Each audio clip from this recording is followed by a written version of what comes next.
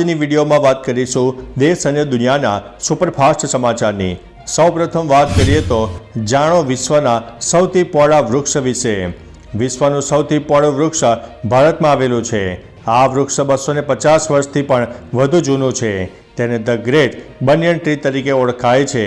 આ એક વિશાળ વડ વૃક્ષનું છે જે આચાર્ય જગદીશચંદ્ર બોઝ ભારતીય વનસ્પતિ ઉદ્યાનમાં આવેલું છે। લગભગ 24 મીટર ઊંચું આ એક જ વૃક્ષ 14,500 ચોરસ મીટરના વિસ્તારમાં ફેલાયેલું છે। આથી જ આ વૃક્ષને વોકિંગ ટ્રી પણ કહેવામાં આવે છે। તેનું નામ ગિનીસ બુક ઓફ વર્લ્ડ રેકોર્ડમાં પણ નોંધાયેલું છે। અન્ય મહત્વના સમાચારની વાત કરીએ તો કોવિડ સંક્રમણમાં વધારો, મહારાષ્ટ્રમાં 50 નવા કેસ મળ્યા છે। રમતગમત મંત્રાલયે ચૂંટણી જીતનાર કુસ્તી એસોસિએશનને સસ્પેન્ડ કર્યું છે। મધ્યપ્રદેશમાં કેબિનેટ બેઠકનું વિસ્તરણ કરવામાં આવ્યું હતું। અમેરિકાએ ફરી ઈરાન પર જહાજ પર હુમલો કરવાનો આરોપ લગાવ્યો છે।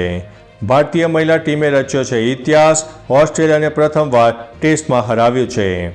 અન્ય મહત્વના સમાચારની વાત કરીએ તો પોલીસને જ દંડ ફટકાર્યો। ભાવનગરમાં પોલીસને દંડ થયો છે। રેન્જ આઈજી ગૌતમ પરમારના બંગલા નજીક લાઉડસ્પીકર વાગી રહ્યું હતું। આ જ સમયે તેમણે કંટ્રોલ રૂમમાં ફોન કર્યો હતો પરંતુ કોઈએ ફોન ઉપાડ્યો નહીં। એક રિપોર્ટ મુજબ આઈજીએ પોલીસ પર દંડનીય કાર્યવાહી કરી છે। જે લોકો રાત્રિના સમય ફરજ પર હાજર હતા તેમને 15,000 થી 20,000 રૂપિયામાં દંડ ફટકાર્યો છે। જો પોલીસ અધિકારીઓના જ ફોન નથી ઉપાડતા તો સામાન્ય માણસની શું હાલત થતી હશે? તો મિત્રો તમે કમેન્ટ પણ કરી શકો છો। તો ચાલો મિત્રો, ફરીથી દેશ અને દુનિયાના સુપરફાસ્ટ સમાચાર લઈને મળતા રહીશો। ત્યાં સુધી અમને રજા આપશો। નમસ્તે।